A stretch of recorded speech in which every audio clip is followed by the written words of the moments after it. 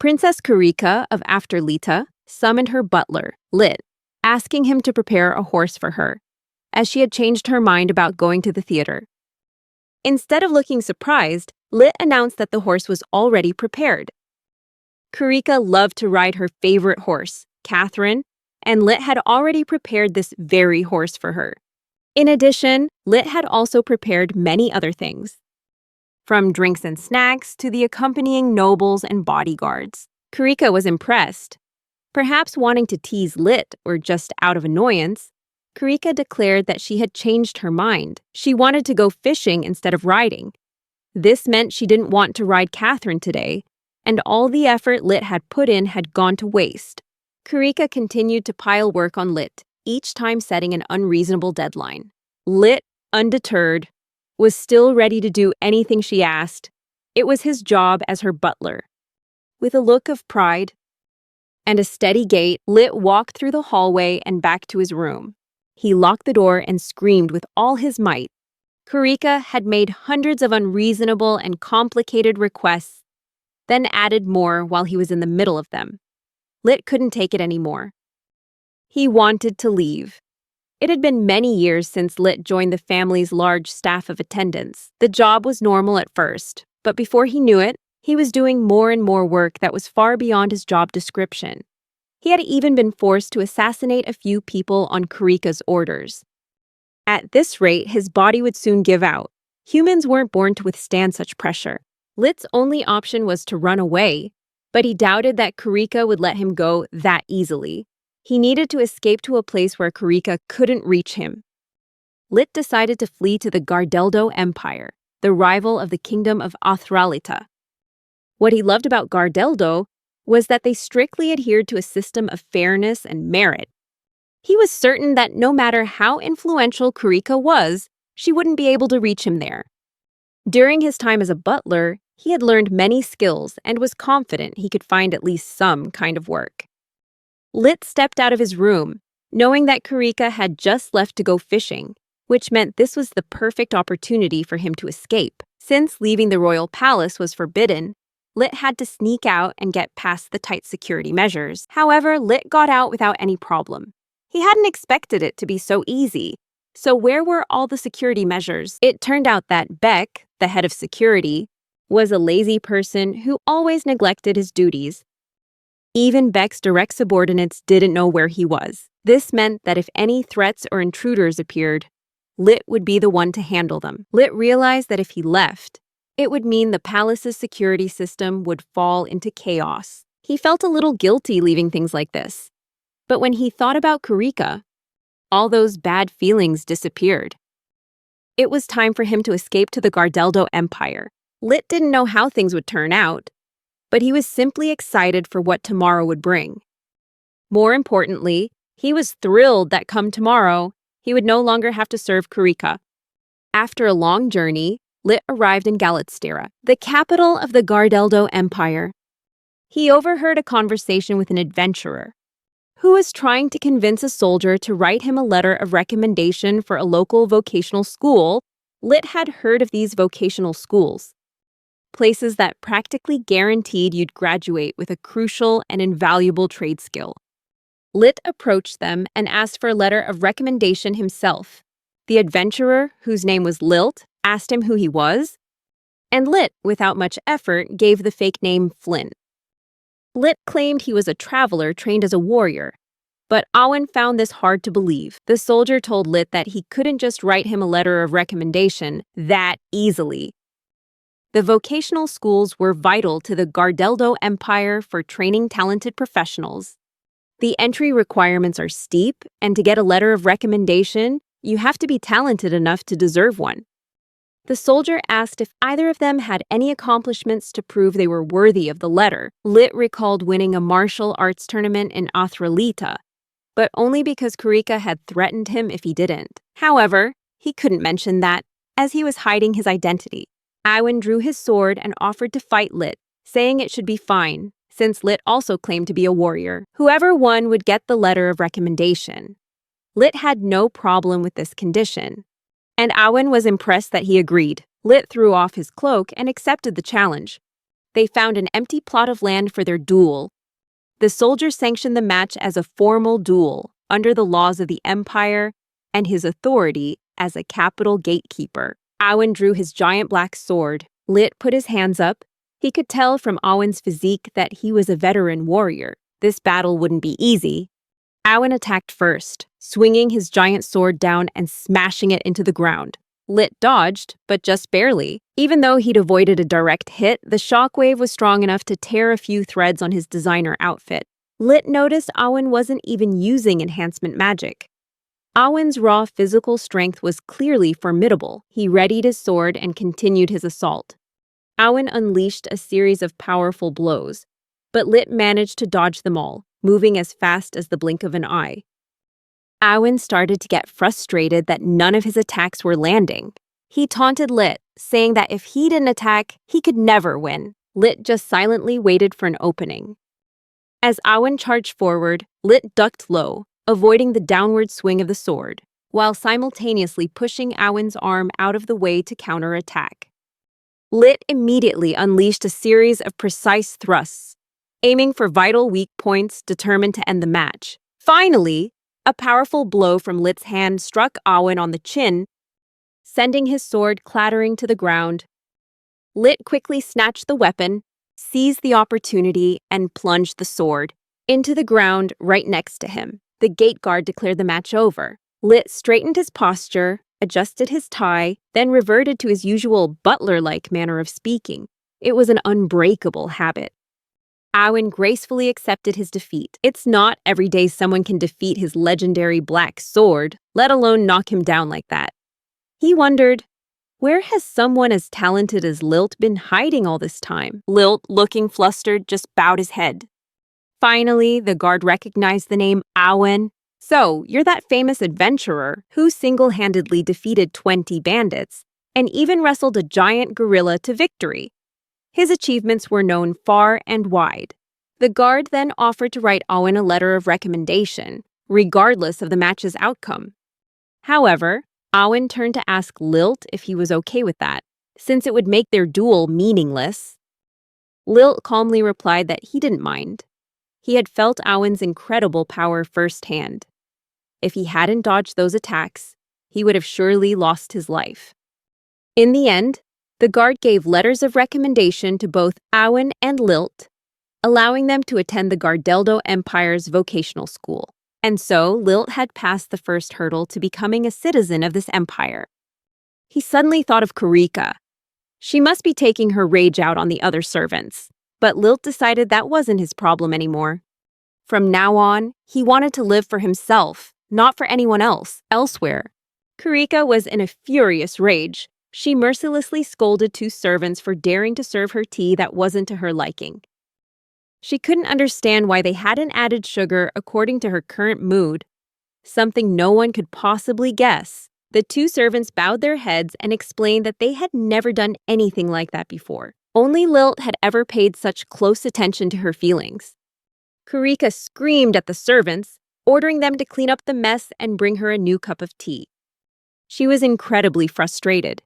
It had been several days since Lilt left her house, and the remaining servants were nothing but useless in her eyes. They couldn't even keep up with her commands. Kurika was furious that Lilt had abandoned his responsibilities. She couldn't understand what he was doing. At that very moment, Lilt was buried in his studies for the vocational school's entrance exam. He didn't even understand why he was trying so hard. The problem was, the exam was only a week away, and even with a letter of recommendation, they still had to take a test to be accepted.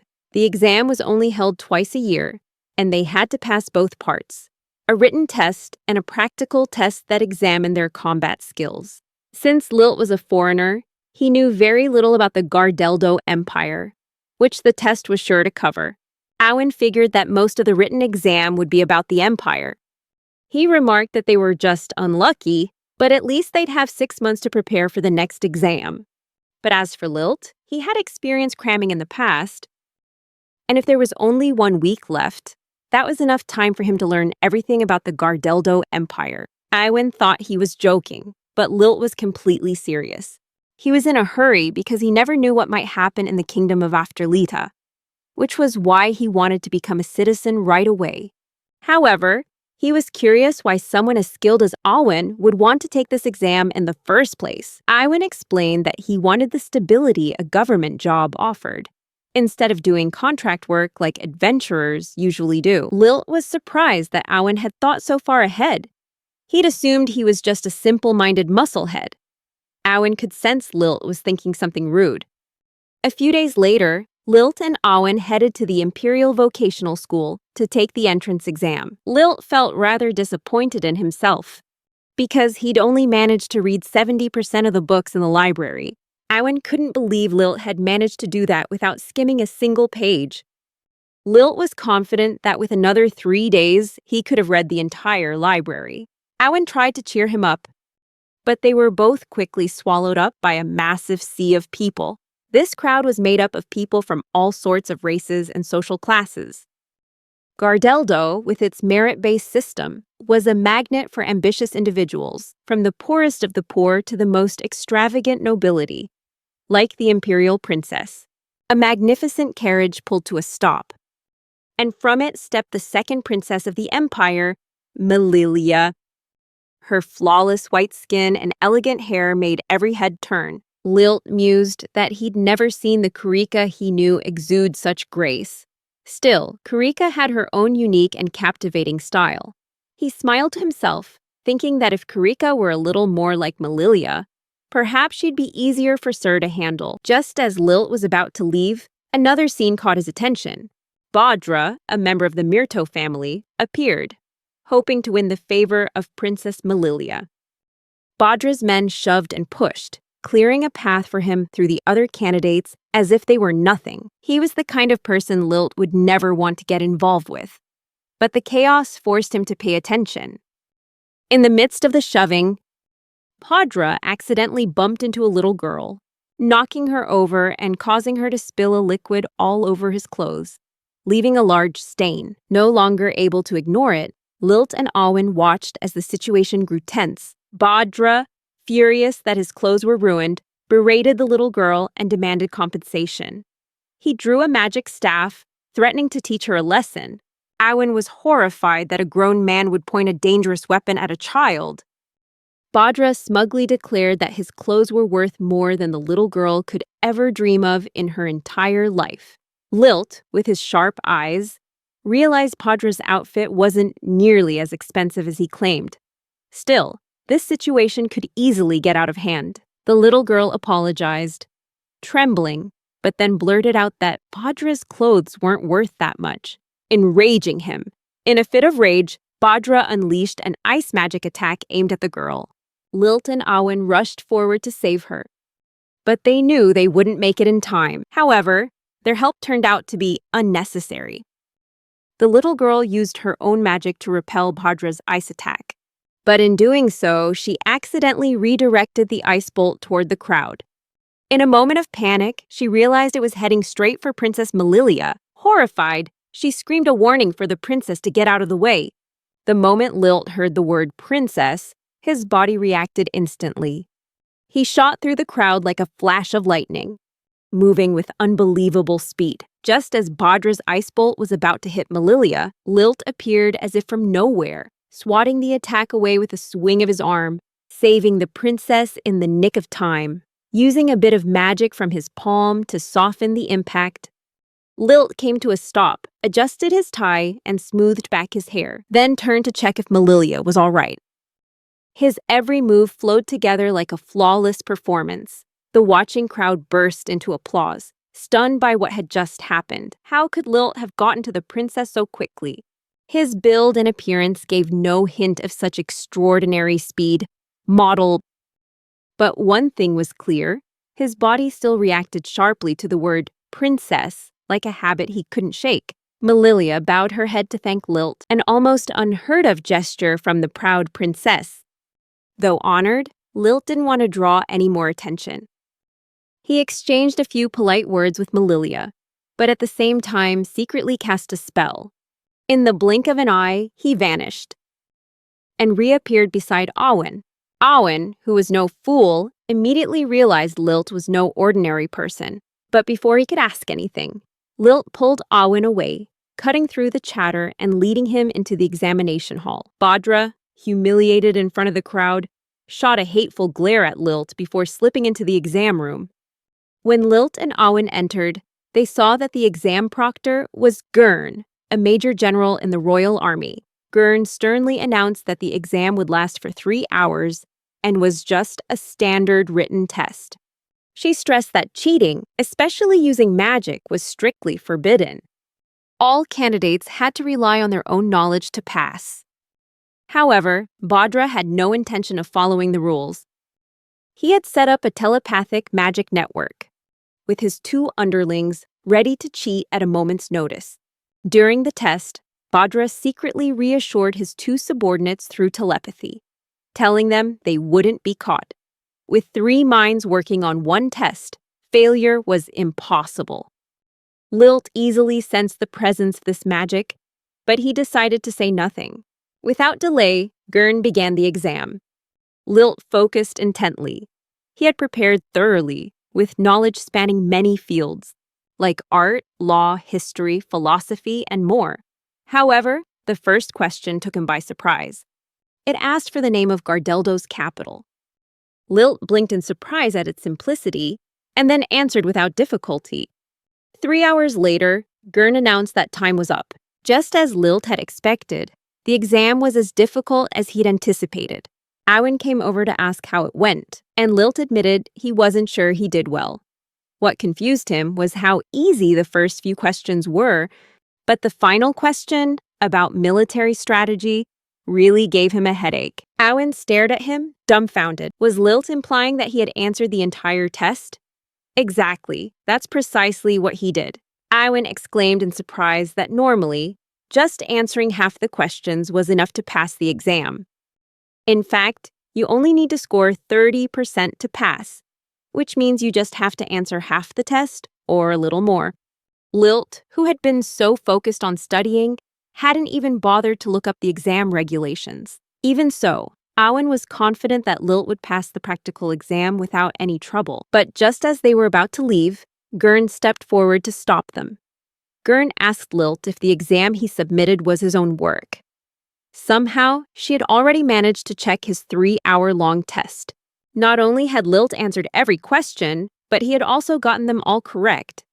Gurn was astonished, even admitting that she herself would struggle to find a better solution for the final question, because his paper was nearly perfect.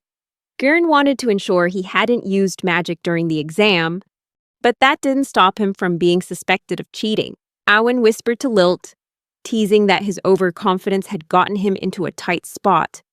Lilt also told Gurn that proving he didn't cheat wouldn't be easy either. However, things got more complicated when Bhadra and his cronies entered the room.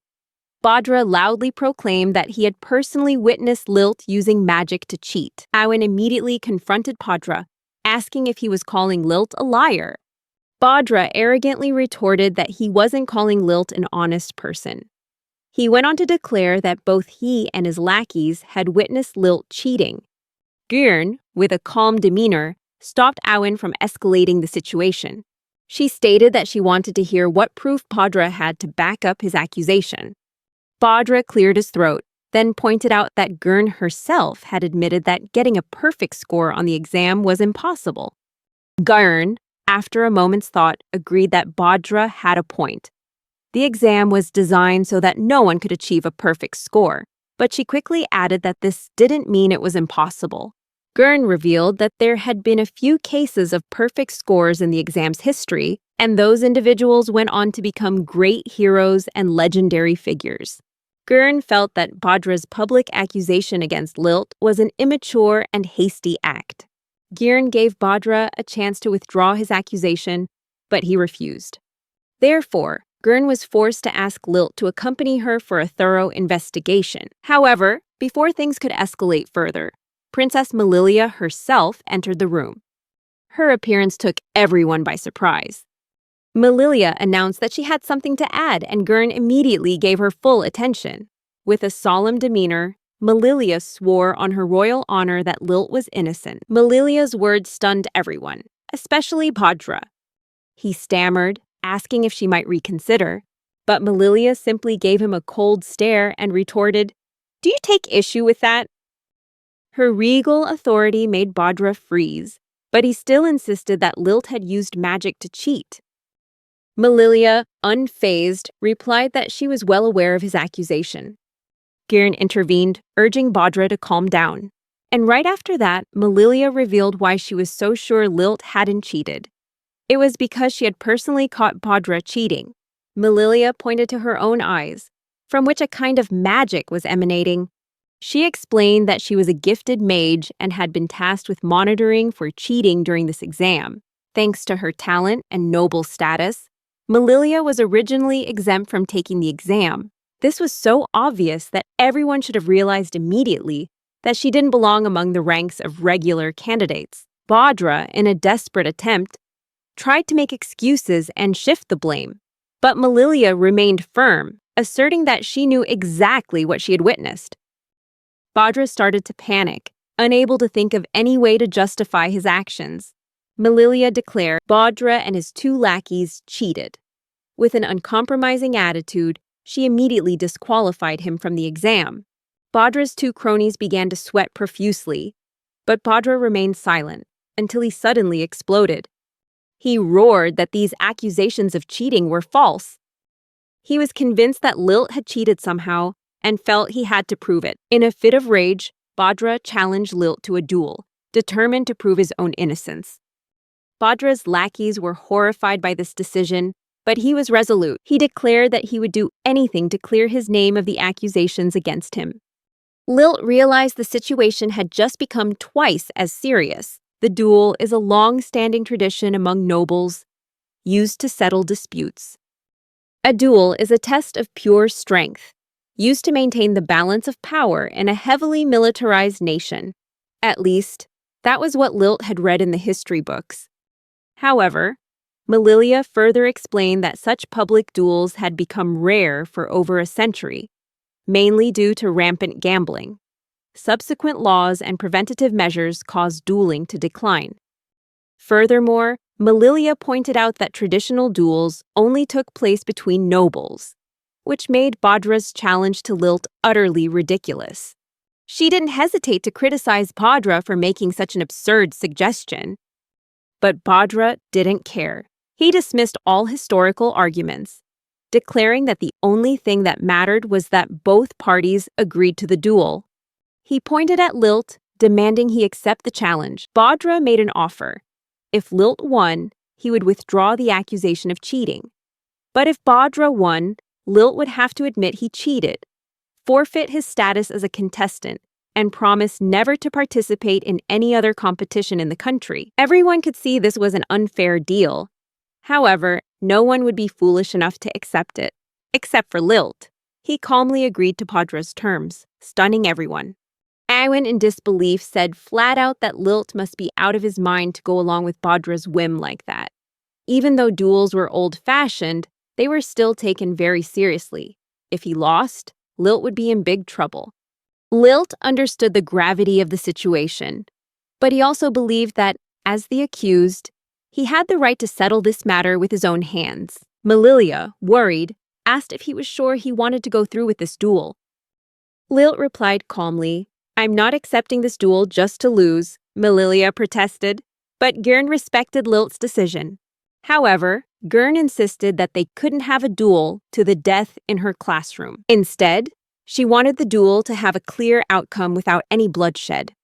Girn proposed a surprising idea: use the upcoming practical exam as the stage for their duel, an idea that took everyone by surprise. However, Malilia quickly realized that the current format of the practical exam was actually a perfect fit. This would also let them avoid the complicated rituals and scheduling issues that usually came with duels. It was an incredibly efficient approach. Lilt agreed to the terms, and so did Bhadra. And so, about half an hour later, the second phase of the practical exam began. Lilt faced off against Bhadra, while Awen and the other contestants battled their own opponents. Gurn, acting as the overseer, announced the simple rules. The contestants would engage in one-on-one matches with a time limit of 20 minutes. They would fight within an area protected by a magical barrier, with the teachers supervising from the outside. Bhadra relished the atmosphere of the stage, with a large crowd watching. He loudly declared that, in this situation, there would be no room for any cheating. Bhadra admitted that he'd hated Lilt from the very first moment he saw him. It was an instant hatred for no reason at all. Gurn did one last check to make sure all the contestants were ready. Then she signaled for the matches to begin. Bhadra was quick to make the first move. He summoned a row of giant ice crystals, making Lilt admit that it was, indeed, a rather flashy spell. Bhadra then launched the first stream of ice toward Lilt, but the attack missed by a mile. Lilt just stood there, looking completely baffled, wondering what was going on. Undeterred, Bhadra summoned a few more streams of ice. But the result was the same. All of them missed their mark. Lilt, still standing in the same spot, started to feel a little awkward. He thought, maybe I should pretend to get hit so Bhadra doesn't feel so embarrassed. Bhadra, on the other hand, convinced himself that Lilt was skillfully dodging his attacks. Lilt, not having the heart to shatter this illusion, remained silent, not telling Bhadra that he hadn't actually moved an inch. It was all due to Bhadra's terrible aim. Feeling he had shown off enough of his power, Bhadra confidently challenged Lilt to surrender. But Lilt, unimpressed, was just feeling sleepy. Bhadra, assuming Lilt was too scared to fight, decided to unleash his final move, the Ice Lotus. Gurn called out to Lilt, encouraging him to end this farce, before Bhadra could even unleash his attack. Without a moment's hesitation, Lilt teleported behind Bhadra and struck him on the back of the neck. Bhadra's knees buckled and he collapsed unconscious. Gurn sighed. The match was finally over. She declared Lilt the winner, having absolutely no doubts about his abilities. Usually, depending on the outcome, both contestants could pass the practical exam, but this time, Bhadra just didn't meet Gurn's standards. Gurn shook Lilt's hand, acknowledging his hard work and his innocence. Meanwhile, Awen saw that Lilt had won and took it as his cue to quickly end his own match. Elsewhere, Kurika received word from a spy about Lilt's whereabouts. Finally, she had found him. Kurika first met Lilt 10 years ago, when she and her family attended a charity event at the orphanage. From the very beginning, Lilt had been a very hardworking and enthusiastic boy. Breen, Kurika's head butler at the time, had even commented on Lilt's incredible diligence. The orphanage manager admitted that lately, she felt more like Lilt's assistant than his supervisor. In fact, Lilt handled almost all of the chores, from laundry, cooking, and gardening to general maintenance. Even the tea that Breen and Kurika were enjoying this morning had been personally brewed by Lilt. Kurika, after leaving the meeting, decided to do a little exploring on her own. She happened upon Lilt in the kitchen, stacking dishes on a shelf. When Lilt saw her, he quickly climbed down from a small stepladder and offered to give her a tour of the orphanage. But that wasn't what Kurika wanted. She noticed his clothes were covered in stains and asked what he was doing. Lilt explained he had just been cleaning the kitchen when she walked in. Kurika skeptically asked Lilt why he had to do all that, even hinting that maybe someone was threatening or forcing him to.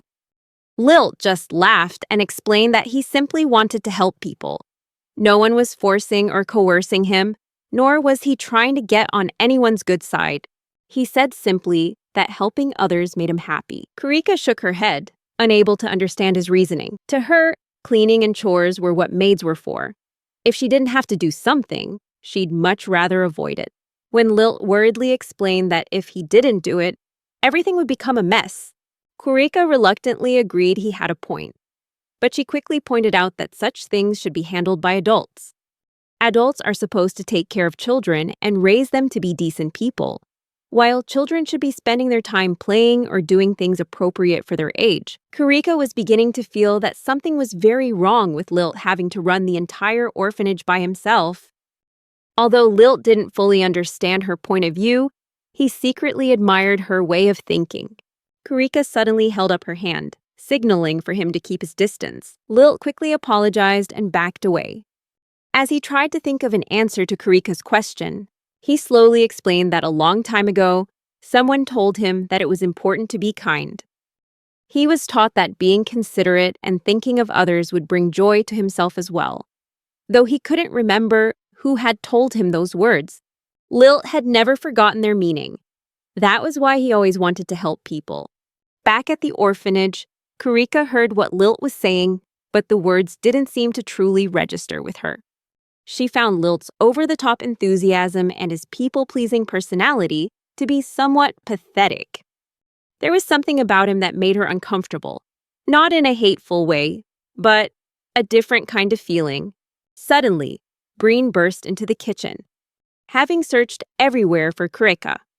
When he finally saw her, he was overjoyed, his fear that she had disappeared instantly vanishing. But when Breen noticed Lilt standing nearby, he immediately grabbed the boy's shoulder, his eyes filled with suspicion. He demanded to know what the boy was doing in a private room with the princess. Before Breen could interrogate him further, Kurika loudly declared that they were taking Lilt back to the castle with them. She understood that Lilt liked to help others and even found joy in being praised. To her, the next step was clear. She wanted Lilt to devote himself entirely, with all his heart, to her and her alone.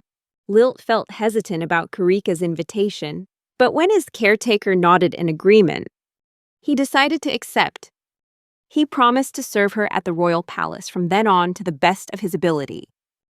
That was the very answer Kurika wanted to hear. Kurika immediately ordered Breen to give Lilt a brief overview of his duties.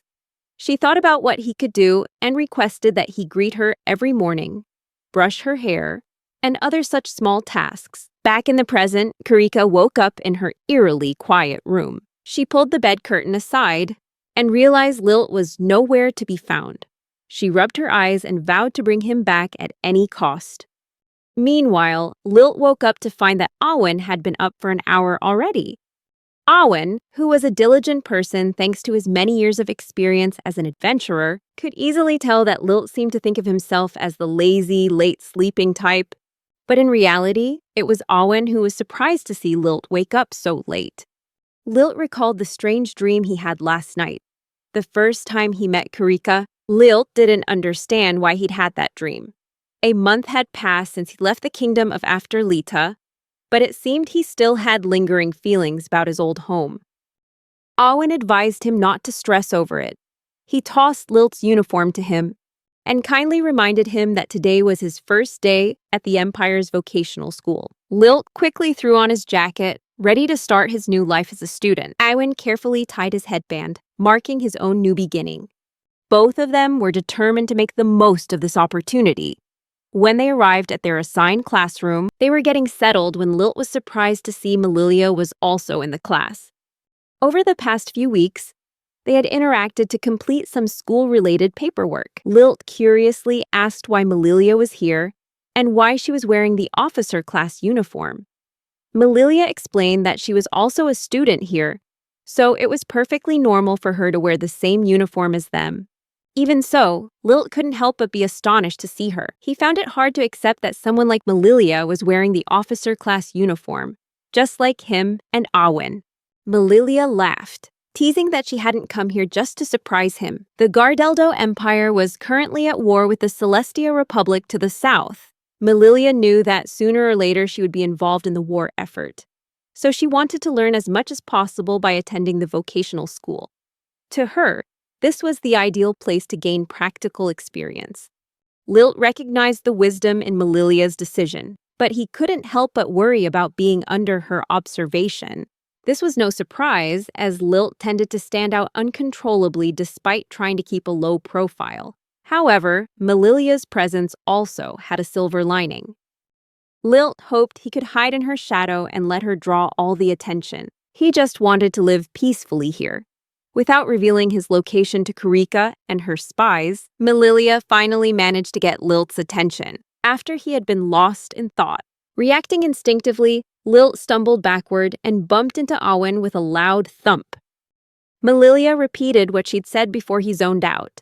Now that they were all wearing the same uniform and in the same class, they were on equal footing. She asked Lilt to call her Malilia and drop the princess title.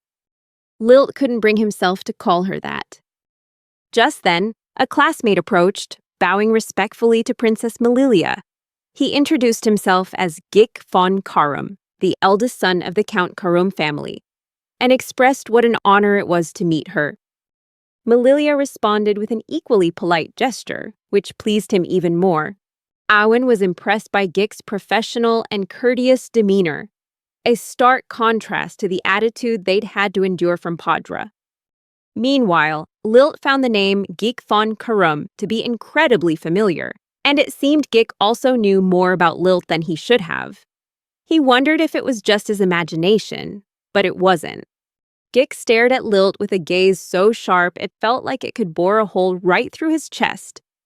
Lilt immediately grew suspicious about why Gik was looking at him that way. He guessed this rage must have something to do with Malilia. Perhaps Gik was annoyed by his closeness with the princess. Malilia, completely oblivious to the tension between the two, cheerfully introduced Gik to Lilt. She didn't hesitate to praise Lilt for being brilliant in both theory and practice, and for passing the exam with flying colors. Gik tried his best to remain calm and polite, but it was clear he was exercising immense restraint. Malilia, keenly noticing the stiffness in Gik's tone, asked if the two of them knew each other. Lilt denied knowing Gik. He didn't rule out the possibility they had met before. He recalled that the Karum family owned a vast territory within the kingdom. He also remembered a grand party where he might have met Gik when they were children, back when he was accompanying Princess Kureka. Lilt worried his past might be exposed. If Gik remembered him as Kurika's steward, it wouldn't be difficult to connect the dots. From Gik's perspective, someone from a rival nation showing up in Gardeldo was clearly suspicious. He could easily assume Lilt was a spy. However, Lilt thought the chances of Gik remembering him from so many years ago were slim. Still, he needed a way to be sure, but the moment Gik spoke, Lilt knew instantly that Gik remembered him perfectly. Despite that, Gik held out his hand to Lilt for a handshake, as if it were their first time meeting. Lilt reluctantly offered his hand, but the moment they touched, he felt a surge of magic coming from Gik's palm. As their hands clasped, Gik tried to use a magical pulse to harm Lilt. A distinct buzzing sound rang out, making Owen turn his head. Gik, however, was frustrated that his plan had failed. Lilt, thanks to his quick reflexes, had managed to defend himself from the attack. If he hadn't, he'd probably be burned to a crisp by now. Just as he'd suspected, Gik was ready to attack him at a moment's notice, and if this kept up, Gik was going to be a massive pain to deal with. As Gik made a move to leave, Owen suddenly grabbed his shoulder, demanding an explanation for the strange sound he'd just heard. Owen clearly knew Gik had done something. Gik tried to play dumb, retorting that Owen was just making baseless accusations. Malilia turned to Owen, asking what he meant. Owen explained that he'd sensed both magic and hostility from Gik when he shook Lilt's hand. It was the intuition of a seasoned adventurer. Malilia looked at Gik and asked for his side of it.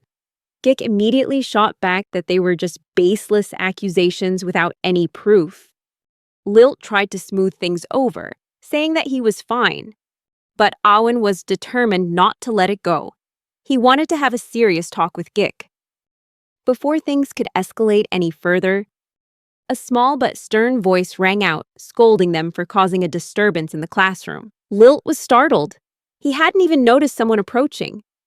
The speaker was a petite girl. She introduced herself as Iris, their magic instructor. She told everyone to quickly find their seats, as class was about to start. Once the class had settled down, Iris introduced herself again in more detail. She was a first-class court mage with a bachelor's degree in interdisciplinary magical studies, as well as a lieutenant colonel in the Royal Magic Corps. Without any further preamble, Iris moved straight into the first lesson, a practical magic exercise. She wanted the students to use their magic until they were completely exhausted. The goal was to make them so accustomed to using magic that it felt like an extension of their own bodies. Iris stressed that while some in the class were capable of using magic, their practical exam was designed to weed out those who weren't competent enough. However, she also admitted that some students had passed the exam through physical strength rather than magic. Regardless, they still had to go through this lesson. Iris struck her staff firmly on the ground, and a mysterious sacred stone appeared before each student. Awen and Gik were curious about this strange object. Iris explained that these were no ordinary stones. They were blocks of rock she had infused with her magic. The outer shell of the stone acts as an insulator, while the core is filled with her magic. When magic is used correctly on the stone, the core will glow. However, if they carelessly cast magic without thinking, it would simply bounce off the insulating shell. Their task for today was to make the stone glow. But that wasn't all. Iris added another challenge. They would have to solve math problems she had created while keeping the stone lit. Lilt frowned when he saw the math book Iris placed on the desk. He had a bad feeling as he opened it and saw it was just a series of math problems. However, she reassured them that the problems were just basic calculations. Nothing too difficult. The main goal was to maintain the light on the magic stone, even while distracted by the math problems. Iris emphasized that she didn't care how many math problems they got wrong. They would only be punished if the light in their magic stone went out. She wanted the students to train their ability to focus and control their magic in a distracting environment.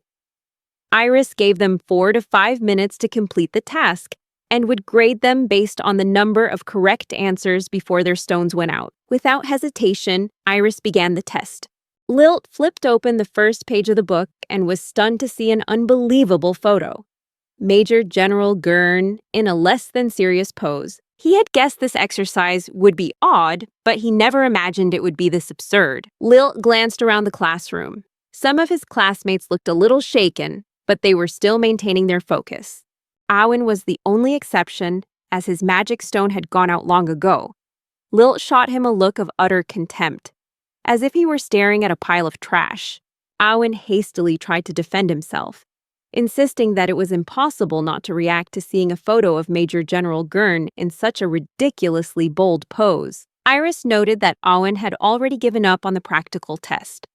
Awen admitted he had fallen into a trap, but he immediately criticized her, saying that using Gurn's photo this way was a violation of public decency. Iris, remaining calm, assured him that she had gotten Gurn's permission beforehand. According to her, Gurn had even voluntarily told Iris she could use any photo of him she wanted. Regardless of the reason behind the photo, the fact was that Awen had failed the test, and so a fitting punishment was unavoidable. Awen's magic stone began to overflow with magical energy, signaling that the punishment was about to be carried out. Iris reassured the class that the punishment would not cause any serious harm to their health or life. She explained that the stone glowed due to a combination of her magic and theirs. If they didn't supply their magic correctly, the internal balance would be disrupted. Immediately after, Awen's stone exploded, leaving him completely naked. Awen's first question wasn't about the test, but about why his clothes had disappeared. Iris, completely unfazed, told Awen to leave the classroom because the sight of him was even more unsightly than she had imagined. She reminded the class that there were many types of punishments and that it was best they prepared themselves. There was no room for carelessness. Iris bluntly noted that the test was still ongoing, and she even wondered aloud if anyone in the class was willing to voluntarily strip before being punished. Lilt now realized he had completely misjudged Iris in every way. This practical test was even more dangerous than the school's entrance exam.